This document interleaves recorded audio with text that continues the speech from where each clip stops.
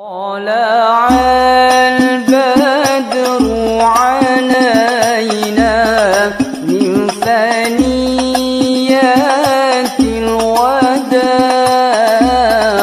وجب الشكر علينا. Bismillahirrahmanirrahim. Assalamualaikum warahmatullahi wabarakatuh. Alhamdulillahirabbil alamin. Wa bihi nasta'inu ala umurid dunya waddin wa ala alihi wa sahbihi wa man tabi'ahum bi ihsanin ila yaumiddin. Amma ba'du fa ya ibadallah, usikum wa nafsi bi taqwallah. Hadirin jamaah yang berbahagia, puji syukur kepada Allah Subhanahu wa taala yang mana pada malam hari ini kita berjumpa kembali dalam rangka untuk meningkatkan kedekatan kita kepada Allah Subhanahu wa taala, dalam rangka meninggikan makom kita di sisi Allah Subhanahu wa taala, yaitu dengan cara duduk bersama, melingkar sejenak fi thalabil ilmi, mendengarkan kalam al-ulama, dawuhnya para ulama dalam memahami Al-Quran dan As-Sunnah, dalam pengalaman-pengalaman mereka meniti jalan menuju ridha Allah Subhanahu wa taala. Kita kembali bersama dalam adab-adab berilmu.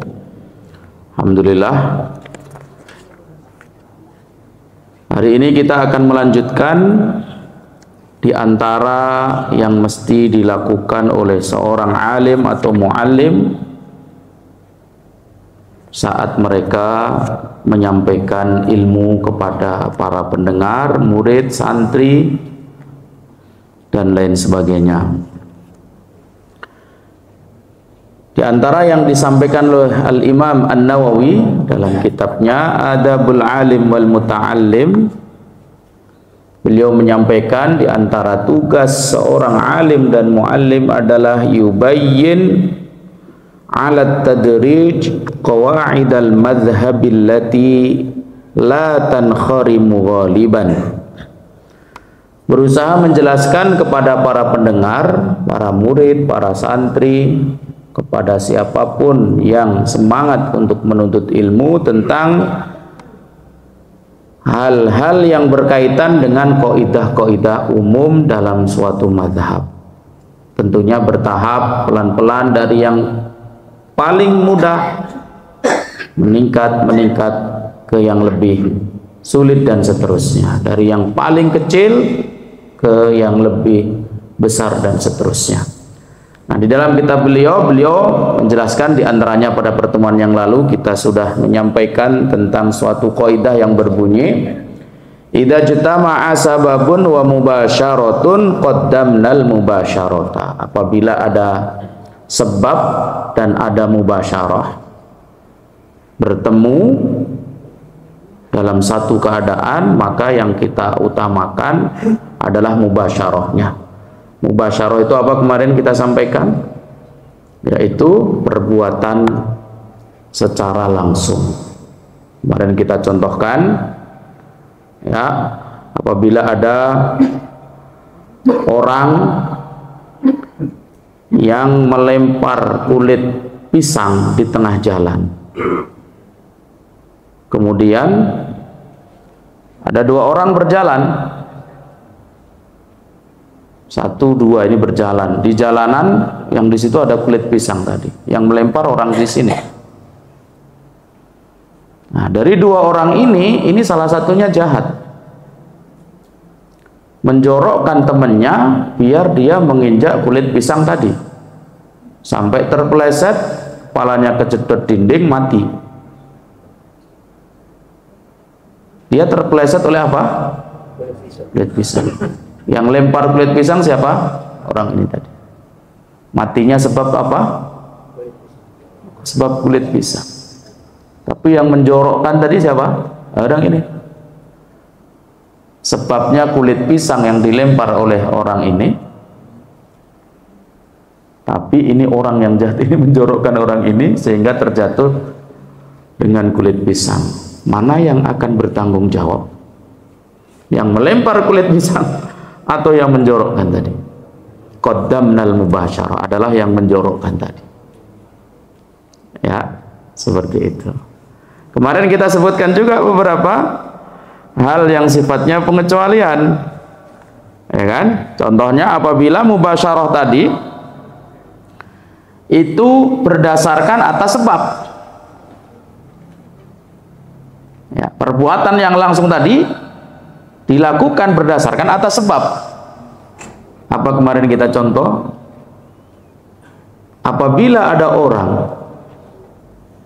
ya melakukan kesaksian bohong,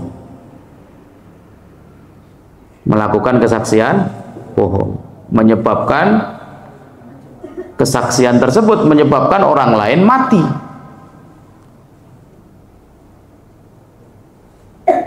Yang mengeksekusi mati orang tadi siapa? Polisi atau siapa kalau di Indonesia? Ya, tim tembaknya. Tim tembak yang mubasyarah kan, yang menembak kan, mati kan. Yang menjadi sebab siapa? Orang yang bersaksi bohong tadi. Oke? Jadi tim tembak tersebut melakukan eksekusi hukum mati kepada orang tadi berdasarkan atas kesaksian bohong tadi. Oke? Selang beberapa bulan, berapa tahun diungkit lagi karena pihak-pihak tertentu enggak ikhlas akan terjadinya itu, ya kan? Terungkaplah ternyata kesaksian itu betul-betul bohong, ya kan? Apakah kematian orang tadi yang bertanggung jawab tim eksekutor ataukah penyebab yang bersaksi bohong tadi? Jawabannya adalah iya. Ini karena mubasyarahnya berdasar atas sebab, beda dengan yang contoh pertama. Tapi hukum awalnya apabila ada sebab dan mubasyarah, yang akan bertanggung jawab awal adalah yang mubasyir ini. Kecuali yang mubasyir ini melakukannya karena atas dasar sebab ini, maka sebab inilah yang akan bertanggung jawab dan mengganti rugi. Kemudian kita kemarin juga menjelaskan tentang kaidah yang berbunyi idza ijtama'a aslun wa dhahirun fa fil mas'alati ghaliban qaulani. Apabila ada hukum asal dan hukum zahir, biasanya ada dua qaul, dua pendapat. Kemarin kita contohkan, saya bawa buku ini. Datang Pak Hadi, Ustaz itu buku saya kan Ustaz? Ngaku dia. Ya kan? Dia datang bilang, Ustaz itu yang buku di tangan Ustaz punya saya kan? Kata Pak Hadi. Oke, bapak-bapak dan ibu-ibu yang hadir di sini pasti akan berbeda pandangan. Sebagian yang tahu bahwa ini buku Ustaz Imam, maka dia akan mengatakan Pak Hadi ngaku-ngaku tanpa dasar. Tapi mungkin sebagian yang lain melihat memang Pak Hadi meminjamkan buku itu ke Ustadz Imam selama ini. Jadi yang dibawa setiap bulan sekali ini bukunya Pak Hadi. Hanya saja nggak banyak yang tahu dan dia punya bukti. Ayo. Fafil mas'alati qaulan. Maka dalam masalah ini ada hukum asal dan ada hukum zahir. Ada dua qaul, dua pendapat, dua apa ya? Dua pernyataan, artinya dua ide. Jika beliau Pak Hadi nggak bawa bukti, maka buku ini hukumnya milik saya karena selain milik saya. Tapi ternyata dia bukti dan menjelaskan, ternyata oh ya saya juga punya buku, ternyata buku saya ketinggalan, Pak Hadi minjemin buku yang sama persis, nggak ada bedanya, dan ada saksi. Nah buktinya tadi siapa? Saksi. Maka yang dipercaya siapa? Pak Hadi tadi. Nah begitu maksudnya. Kemudian kaidah ke selanjutnya beliau menyampaikan dalam kitabnya idza ijtama'a qaulani qadimun wa jadidun. Apabila berkumpul dua pendapat. Pendapat qadim yang lama dan pendapat jadid yang baru. Fal amalu ghaliban bil jadid. Maka biasanya yang kita pakai adalah pendapat yang baru. Hadirin, kalau dalam mazhab Syafi'i itu ada namanya qaul qadim dan ada qaul jadid. Qaul qadim itu qaul pendapat beliau yang lama, qaul jadid qaul pendapat beliau yang baru. Nah, dalam mazhab itu begitu. Tidak hanya dalam mazhab Syafi'i hadirin. Beberapa masalah dalam beberapa mazhab lain sama. Ada riwayat lama, riwayat baru. Ada riwayat, 2 riwayat, 3 riwayat. Ya. Artinya ada ide lama, ada ide baru. Kata beliau, biasanya yang kita pakai adalah ide yang baru, pendapat yang baru. Sama halnya begini hadirin. Ya. Hari ini Bapak memutuskan suatu peraturan tertentu untuk anak-anaknya dan keluarganya di rumah. Kemudian terevaluasi setelah berjalan sebulan 2 bulan. Setelah sebulan 2 bulan tersebut dievaluasi, akhirnya memutuskan peraturan beda dari peraturan lama. Oke? Kira-kira mana yang mesti dilakukan oleh anak-anak dan keluarga di rumah sesuai dengan tadi? Tentunya peraturan baru. Ini wajar. Dalam berfikih dan bermadzhab pun begitu hadir. Yang terjadi di kalangan ulama juga begitu. Dan ibaratnya apa? Pendapat baru menasakh pendapat lama. Ibaratnya begitu. Kalau kita dalam ilmu tafsir atau bahkan ilmu hadis, ada namanya nasikh dan mansukh. Nasikh yang menasakh, mansukh yang dinasakh. Ya. Berarti perkara yang dinasakh itu artinya diganti ya dengan yang baru. Berarti nggak dipakai, menggunakan perkara yang baru, begitu. Ini diantara kaidahnya begitu. Ya, ini mungkin masuknya fikih secara rinci dalam madhab Syafi'i. Kalau ada kalam qadim, qaul jadid itu dalam madhab Syafi'i. Maka dari dulu setiap saya ada kesempatan menyampaikan, mengusulkan masjid-masjid khususnya di Jakarta yang keilmuan harus didengar oleh umat Islam, itu hendaknya adalah kajian-kajian rutin membahas kitab secara bertahap. Nah, itu harus. Ya, selama ini yang banyak ada adalah muhadharah ammah bahasa Arabnya. Pengajian umum, tema tertentu menyampaikan. Bagus karena umat membutuhkan sesuatu yang menyentuh realita mereka di kesempatan-kesempatan tertentu. Akan tetapi diusulkan di setiap masjid dimanapun ada kajian-kajian rutin yang membahas satu kitab tertentu secara bertahap, apalagi kalau diketahui jamaahnya tetap itu aja. Nah, berarti ini santri tetap selama 10 tahun ngaji di masjid tersebut, berarti contohnya dia menghabiskan berapa kitab tuh secara berurutan. Nggak perlu ngaji di pondok pesantren. Masya Allah, itu nggak kebayang itu, ya kan? Nah, ini usulan dari awal saya mengusulkan seperti itu. Ya.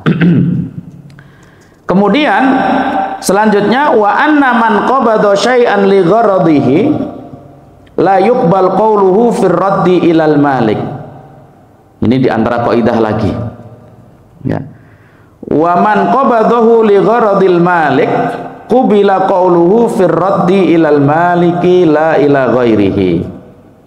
Wa anna man qabada syai'an, barang siapa atau siapapun yang qabada itu memegang atau menerima sesuatu, ada orang datang ngasih sesuatu ke kamu menerimanya, berarti kamu qabadta. Li gharadihi, untuk kepentingannya, untuk tujuannya, la yuqbalu qawluhu fir raddi ilal malik, perkataan dia tidak diterima dalam masalah pengembalian barang yang diterima tersebut kepada pemiliknya. Tetapi siapa yang menerima sesuatu karena untuk kepentingan pemiliknya, maka perkataannya diterima pada masalah atau dalam hal pengembalian kepada pemiliknya, bukan kepada yang lainnya. Paham tidak ini hadir? Ini kaidah, ya kan?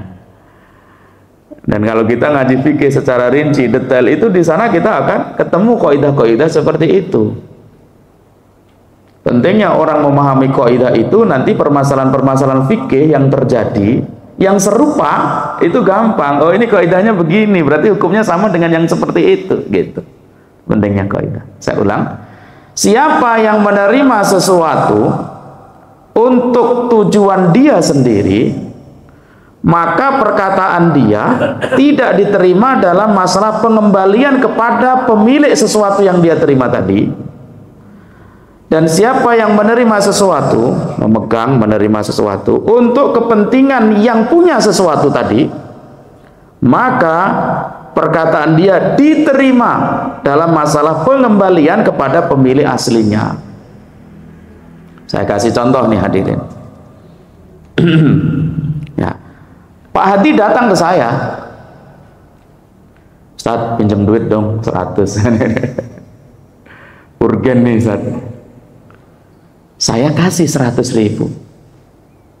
Dia menerima 100.000 dari Ustadz Imam. Dia datang minjem duit 100.000 dari Ustadz Imam. Dia menerima 100.000 tadi untuk kepentingan dia atau kepentingan saya? Kepentingan dia. Betul? Di sini kaidahnya, siapa yang menerima, memegang sesuatu untuk kepentingan dia, la yuqbalu qawlu fi raddi ilal malik, maka perkataannya tidak diterima pada masalah pengembalian sesuatu tersebut kepada pemiliknya. 100.000 tadi milik saya kan? Karena dia datang meminjam, ngutang, saya kasih. Berarti dia datang menerima sesuatu tersebut, yaitu 100.000 untuk kepentingan dia. Setelah seminggu, sebulan, saya datang, Pak Adi, duitnya balikin dong, gitu. Oke, duitnya balikin. Saya minta duitnya balikin. Dia bilang, loh, balikin apa Ustadz? Dia mengingkari atau, loh, Ustadz kan sudah saya pernah balikin ke Ustadz waktu itu. Oke. Ngikut kaidah ini, perkataan dia saya diterima atau tidak diterima? Tidak diterima. Oke. Beda dengan begini. Saya datang ke Pak Hadi nih. Motor saya tolong antum taruh di rumah antum, antum jaga sampai saya balik ya. Saya mau ke Bandung. Dia nerima juga nggak? Pak Hadi nerima juga nggak? Nerima motor. Untuk kepentingan siapa? Kepentingan saya yang nitip motor. Beda dengan contoh pertama tadi. Untuk kepentingan dia yang butuh duit 100. Ini untuk kepentingan saya yang nitip. Tapi dia sama-sama nerima. Oke. Pergi ke Bandung seminggu, 2 minggu, udah balik ke Jakarta, lupa kalau motornya dititipin di Pak Hadi. Setelah ingat, datanglah saya ke Pak Hadi. Ya kan? Datanglah saya ke Pak Hadi. Ya. Kemudian saya bilang, motor saya balikin dong. Gitu. Motor saya balikin. Pak Hadi bilang, kan udah Ustadz ambil ketika Ustadz awal datang ke sini. Ya. Ketika Ustadz awal datang ke sini udah ambil, mungkin Ustadz lupa. Oke. Mengikut kaidah ini, perkataan saya yang bilang belum dan perkataan Pak Hadi yang bilang sudah dikembalikan, mana yang diterima? Mengikut kaidah ini yang diterima adalah perkataan dia yang sudah mengembalikan. Apalagi kalau ditambah dengan bukti. Kenapa? Karena saya yang waktu itu datang menaruh duit atau barang saya ke dia. Mengikut kaidah ini seperti itu hadirin. Dan kaidah ini banyak lagi contoh-contoh lain. Tapi tadi ada beberapa hal yang menjadi pengecualian, yaitu bukti-bukti tadi. Ya kan? Di rumah Pak Hadi udah nggak ada motor saya. Di rumah saya juga nggak ada itu motor. Kan ada beberapa kemungkinan Pak Hadi berkhianat menjual motor tersebut. Kemungkinan kedua saya yang lupa, ternyata memang sudah saya ambil karena memang banyak aktivitas sibuk atau bahkan pikun sudah dipinjam oleh orang yang kedua kan, dan nggak dibalikin oleh orang yang kedua, sudah diberikan oleh Pak Hadi. Dua-duanya sama-sama bimbang, bingung. Oke, tapi kalau masing-masing yakin dan lain sebagainya, punya bukti dan saksi, itu beda lagi masalahnya. Sampai sini dipahami? Oke, saya ulang. Siapa yang menerima sesuatu untuk kepentingan dia dalam masalah pengembalian sesuatu tersebut kepada pemiliknya, maka perkataan orang yang menerima tersebut tidak diterima.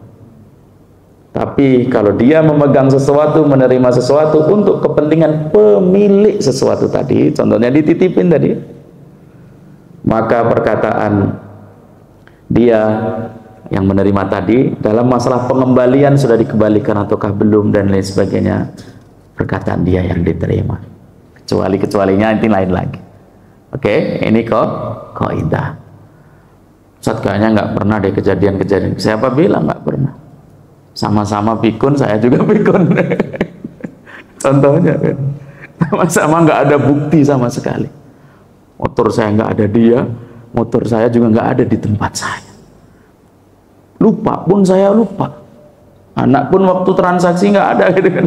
Begitu pentingnya itu, idza tadayantum bidainin ila ajalin musamma faktubu, ada tulis menulis di atas kertas, bahkan wa asyhidu, ada saksi. Itu pentingnya begitu hadirin, sekalipun sama teman sendiri, datangkan saksi ya, datangkan saksi.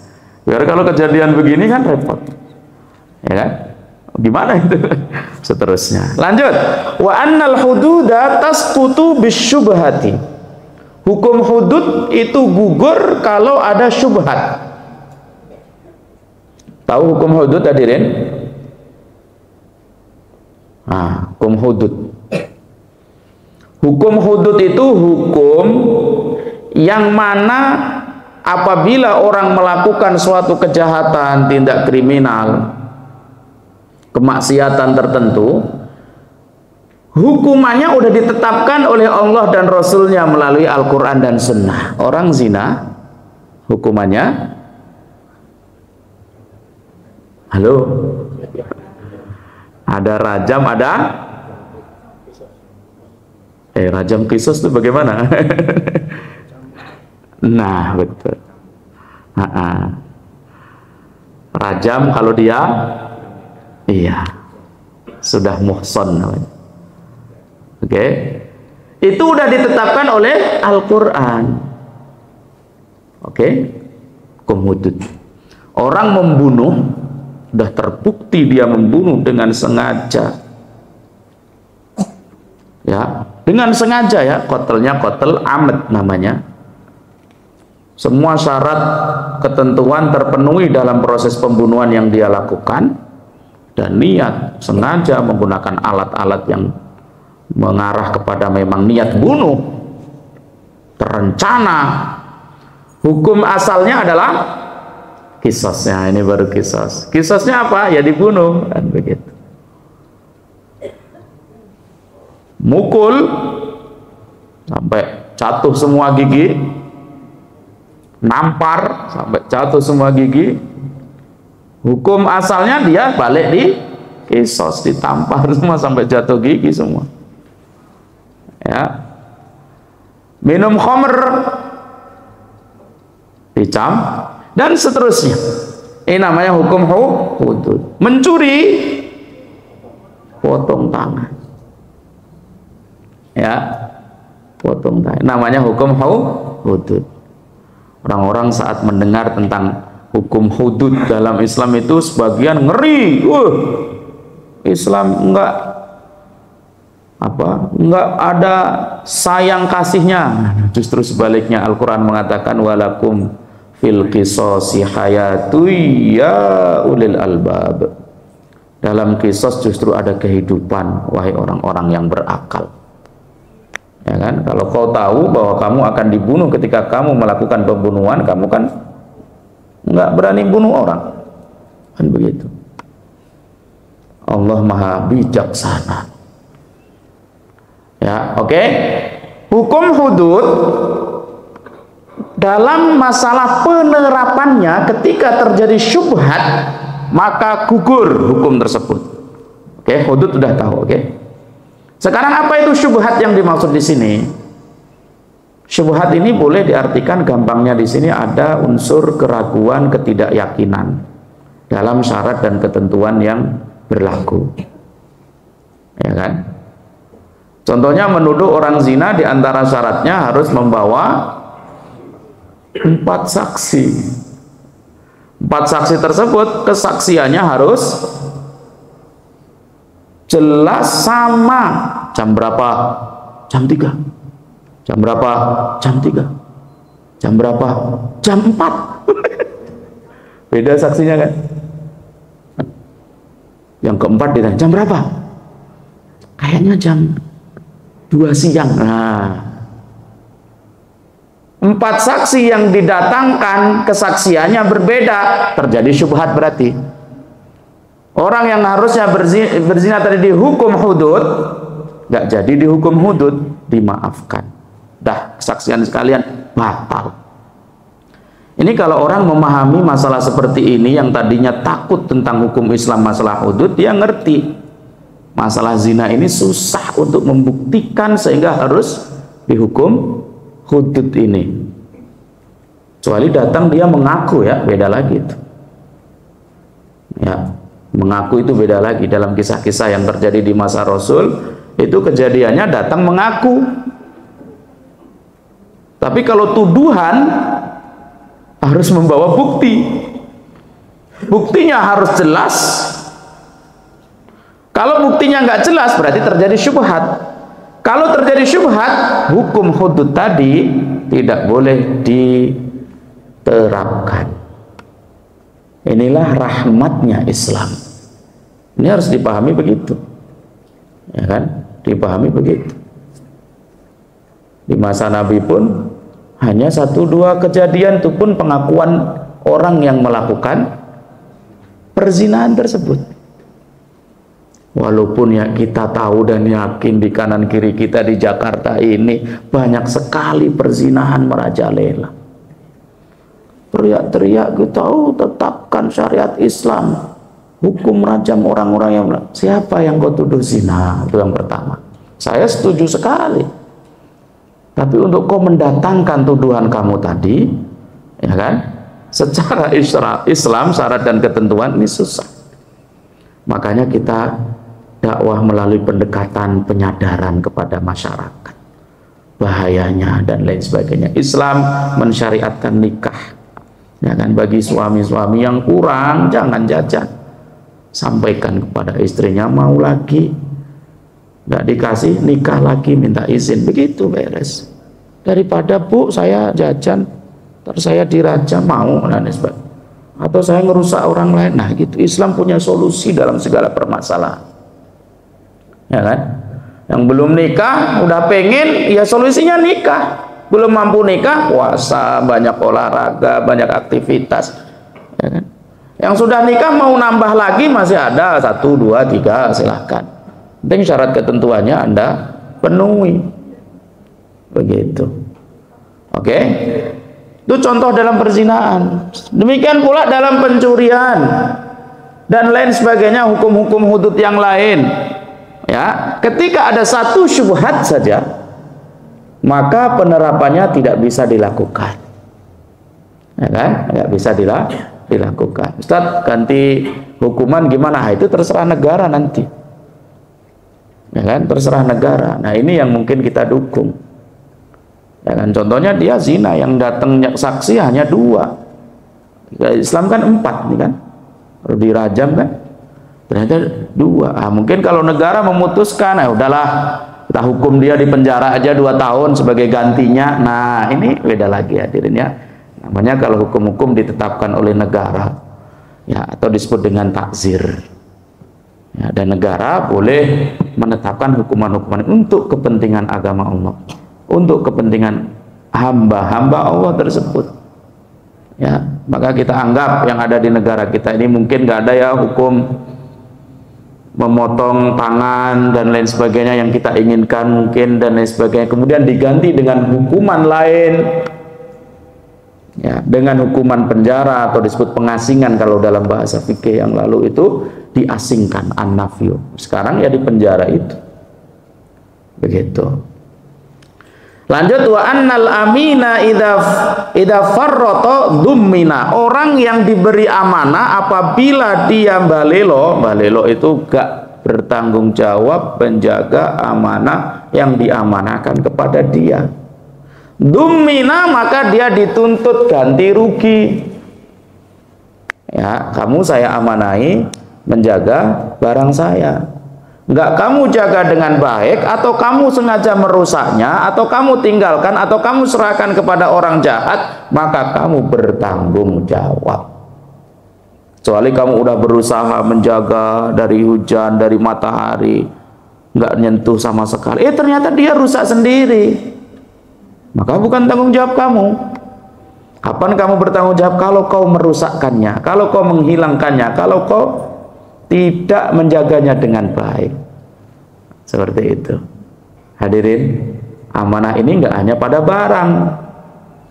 Amanah ketika antum jadi pemimpin, pemimpin agama, pemimpin pemerintahan, Masya Allah, ketika dia tidak menjalankan tanggung jawabnya dengan baik, maka dummina, dia dimintai pertanggungjawaban dan harus mengganti rugi, membayar. Seandainya hilang tadi, dibayar dengan nilainya atau yang serupa sebagai gantinya. Di amanah sebuah negara dan lain sebagainya. Ya, maka hukum asal dalam menjaga amanah atau meminta amanah itu jangan, hukum asalnya jangan berlomba-lomba, berebut, berlari mencari amanah tadi gitu loh. Berlomba-lomba menjadi pemimpin ini, itu hukum asalnya jangan. Kecuali nggak ada yang pantas melainkan Anda. Boleh mencalonkan diri karena kanan kiri nggak ada yang pantas, nah itu boleh. Dan orang-orang percaya Anda ini bisa menjaga amanah. Ya. Wa annal adalata wal kifayata syartun fil wilayati, bahwa sesungguhnya keadilan dan kecukupan menjadi syarat dalam wilayat. Wilayat itu kepemimpinan. Ini. Ya. Jadi syarat seorang pemimpin adalah dia adil dan kifayah. Kifayah itu memiliki kecukupan. Kecukupan ini kecukupan dalam ilmu, kecukupan dalam tenaga, pikiran, kecukupan dalam mengatur, memiliki kemampuan. Itu syarat al-wilayat, fil wilayat, dalam kepemimpinan. Nah, ini kaidah ini. Ya. Tidak bergantung pada asalnya, ya, tidak bergantung pada kelompok tertentu. Tapi kesaksian dari banyak orang bahwa orang ini adil dan mampu. Begitu. Kemudian ketika tidak ada dari yang ada akan dipilih itu menurut kita adil dan mampunya nggak ada, apakah berarti kemudian kita nggak memilih? Enggak, hadirin. Islam selalu punya solusi dan punya kaidah. Ada 2 orang, 3 orang yang dihadapkan kepada kita sama-sama adil, sama-sama mampu. Mana yang kita pilih? Yang paling adil dan yang paling mampu. Kalau sama-sama adil dan sama-sama mampu. Apalagi kalau ini adil, ini nggak adil, jelas kita pilih yang paling adil. Ini mampu, ini nggak mampu, kita pilih yang paling mampu. Ya. Sama-sama nggak mampu, sama-sama nggak adil, yang paling sedikit apanya? Ada timbangannya itu begitu, hadirin. Ini dalam masalah kepemimpinan. Sama-sama fasik, sama-sama bodoh.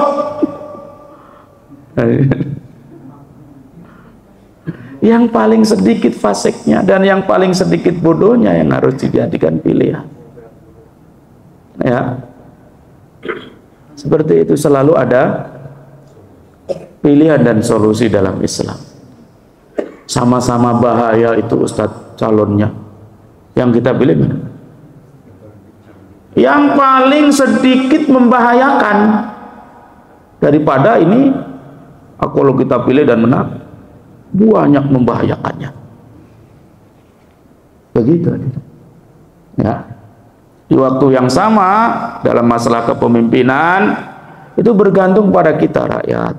Di waktu yang sama rakyat bergantung kepada pemimpin, pemimpin bergantung pada kita, hadirin.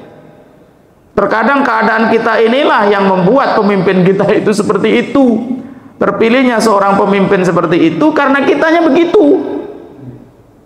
Di waktu yang kita berharap pemimpin bisa membimbing kita, dan itu tugas dia. Maka di waktu yang sama kita perbaiki terus diri kita. Dirikan negeri Islam di hatimu, di dirimu, di keluargamu, di rumahmu. Insya Allah negeri Islam akan didirikan Allah di negaramu. Selesai. Ya kan? Salahkan diri kita, jangan salahkan orang lain. Perbaiki diri kita lebih banyak daripada kita sibuk mengorek aib-aib orang lain. Lanjut, wa anna fardul kifayati idza fa'alahu man hasala bihil matlubu saqatal haraju 'anil baqin wa illa asimu kulluhum bisyartil ladzi qaddamna. Bahwa sesungguhnya fardu kifayah apabila sudah dilakukan oleh orang yang telah melakukannya dan memenuhi syarat dan ketentuannya, maka saqatal haraju, tergugurlah beban berat atau dosa dari orang lain. Kalau tidak ada maka semuanya berdosa. Fardu ada dua macam, hadirin. Fardu ain dan fardu kifayah. Fardu ain setiap kita wajib melakukan, tidak digantikan oleh yang lain. Fardu kifayah sebagian yang melakukan dan sudah memenuhi syarat dan ketentuan sah, maka sebagian lain terhindar dari dosa. Akan tetapi nggak dapat pahala, ya kan? Yang melakukan yang dapat pahala hanya terhindar dari dosa. Maka fardu kifayah sebaiknya juga kita semuanya berlomba-lomba untuk melakukannya. Contohnya mensolati jenazah, berlomba-lomba untuk melakukannya, berbondong-bondong, berusaha, nggak ada kesibukan apapun, datanglah kita. Hakul muslim alal muslim, hak orang muslim terhadap saudaranya yang muslim, mendoakan mereka, menyolatkan mereka, mengkafani, mengkuburkan mereka, dapat pahala. Jangan hanya oh udah itu kok jamaah situ udah selesai kita aman, jangan begitu, ya.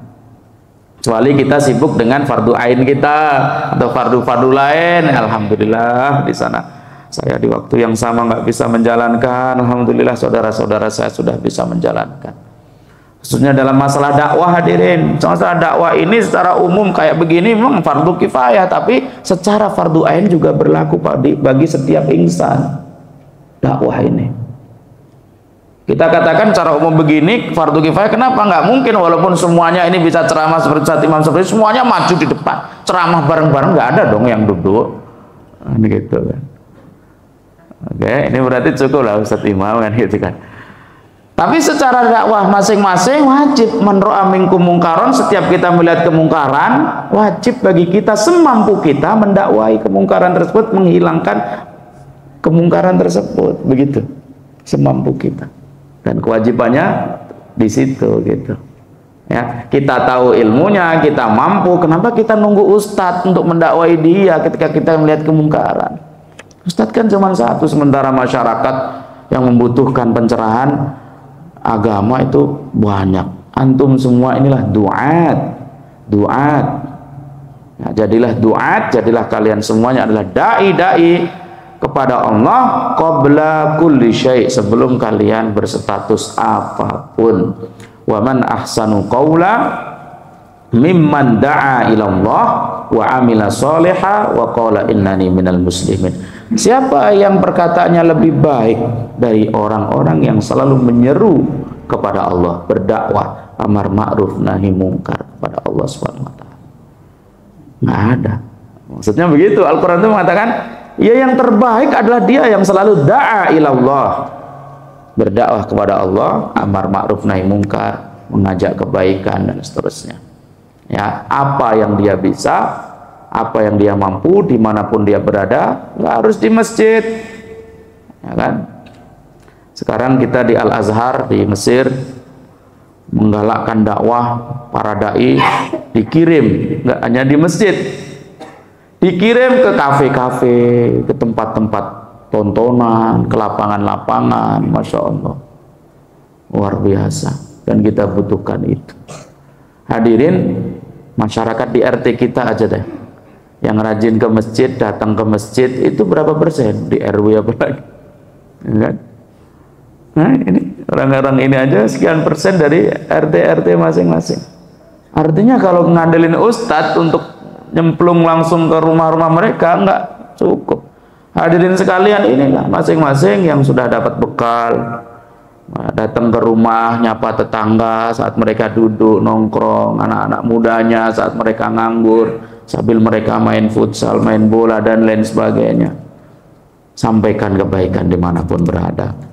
Ya, wa anna man malaka insya'a aqdin malakal iqrara bihi, barang siapa yang memiliki kuasa untuk melakukan akad, berarti dia memiliki kuasa untuk melakukan pengakuan terhadap perkara tersebut. Memiliki kuasa untuk melakukan akad. Hadirin, ada anak yatim ditinggal mati ayahnya, diserahkan kepada wasi, orang yang diwasiati untuk menjaganya. Anak tersebut punya harta. Berarti orang yang diwasiati menjaga anak yatim tadi memiliki kuasa terhadap anak yatim tersebut, termasuk harta yang dimiliki anak yatim tersebut. Oke? Banyak kan kejadian-kejadian seperti itu. Nah, orang diamanai, ya ini uang saya sampaikan ke kamu, saya amanahkan kamu, tolong nanti kau sedekahkan kepada fakir miskin. Berarti dia telah memiliki kekuasaan terhadap uang ini. Mau diapakan sesuai amanah yang disampaikan oleh pemilik awal tadi, untuk diberikan fakir miskin. Dia punya kuasa untuk memberikannya kepada fakir miskin. Dia pun punya kuasa untuk melakukan pengakuan terhadap barang tersebut. Nah, ini bisa dipahami. Wa annan nikaha wan nasaba mabniyani 'alal ihtiyat, bahwa sungguhnya nikah dan nasab itu dibangun di atas al-ihtiyat, kehati-hatian. Ya, betul-betul sangat hati-hati. Nikah kemudian adanya nasab dari hasil pernikahan. Ya, nasab dibangun atas kehati-hatian. Makanya orang yang melakukan perzinahan, nasabnya dialurkan kemana? Ini yang repot. Ya kan, sedih kan begitu. Ya, dalam pernikahan harus berhati-hati, dicek dulu apakah dia ternyata saudara kamu sesusuan atau tidak. Ya kan? Berhati-hati betul.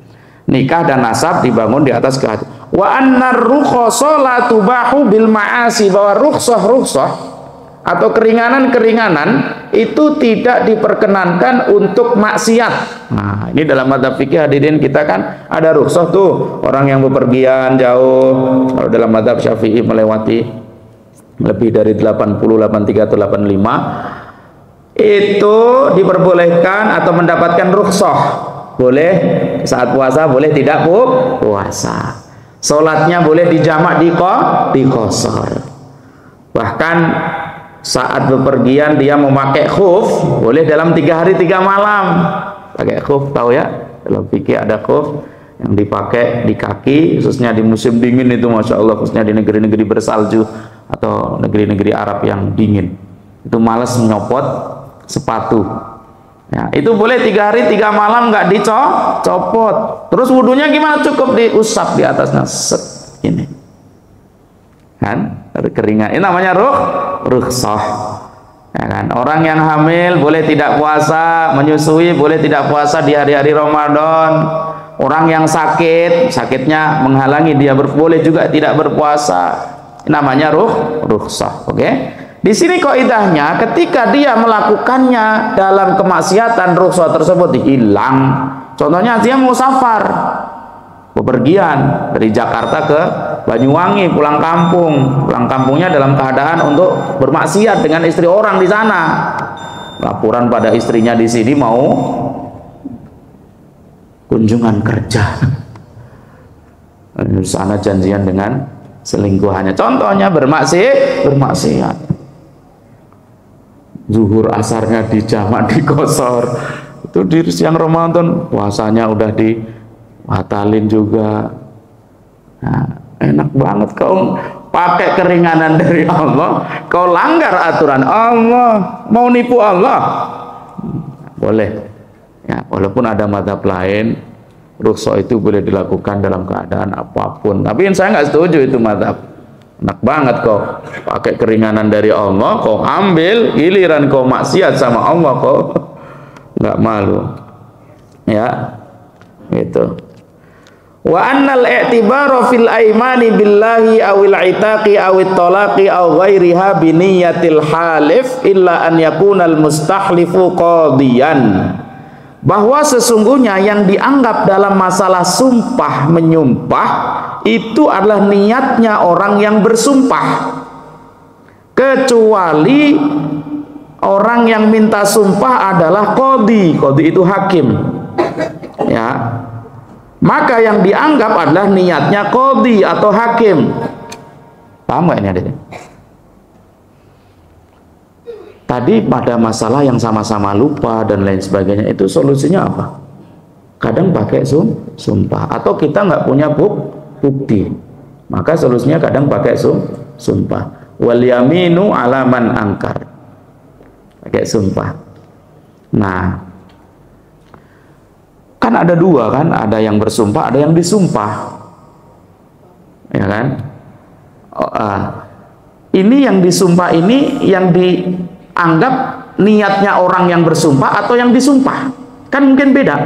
Ini ada satu sumpah, yang bersumpah mengatakan bahwa kamu adalah pencurinya, yang disumpah mengatakan saya bukan pencurinya, no kan?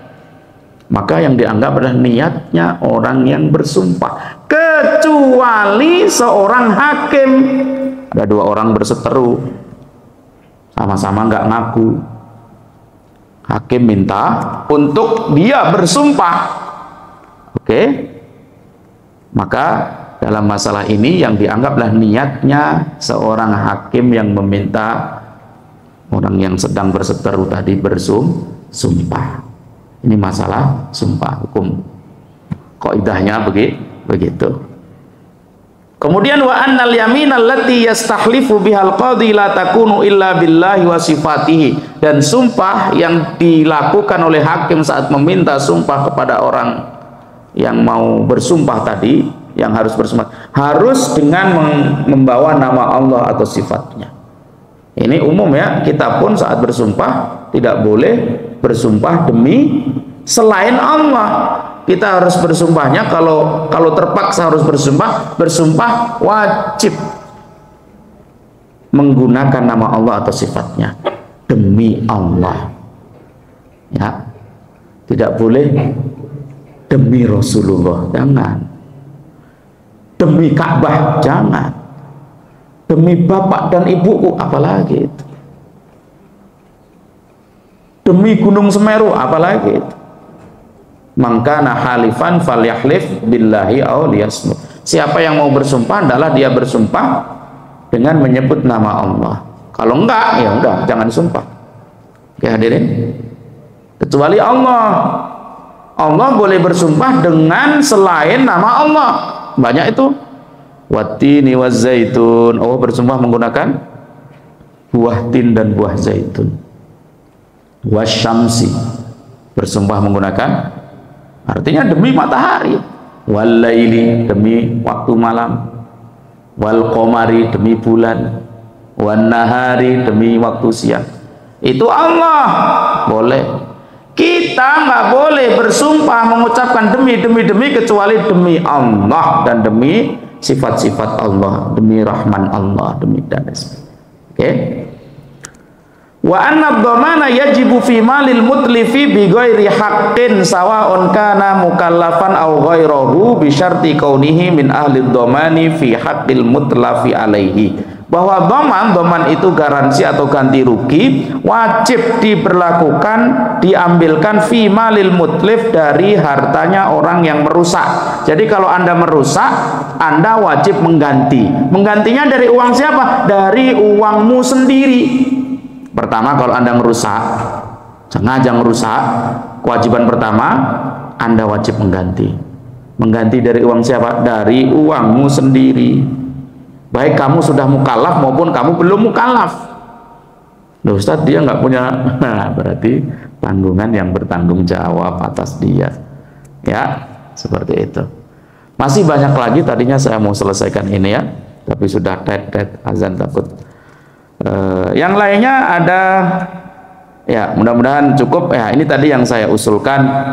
Ini pembahasan yang sifatnya fikih, ada namanya qawaid fiqhiyah, dan ada beberapa yang berkaitan usul fikih nanti di bab selanjutnya, ada yang namanya qawaid usuliyah dan lain sebagainya. Mudah-mudahan masjid-masjid kita di Jakarta mulai bangkit, masyarakatnya mulai melek terhadap ilmu pengetahuan secara berurutan, sehingga masjid inilah pondok pesantren, masjid inilah madrasah, ya, sehingga semua santrinya ya orang-orang yang ada di sekitar gitu. Santri nggak harus dia status di pondok pesantren nginep, harus ya orang tua, orang sepuh, semuanya bisa menjadi santri. Barakallahu li wa lakum fil Qur'anil azim wa jazakumullahu khairan wal afu minkum. Subhanakallahumma bihamdika asyhadu an la ilaha illa anta astaghfiruka wa atubu ilaik. Wassalamualaikum warahmatullahi wabarakatuh. Waalaikumsalam.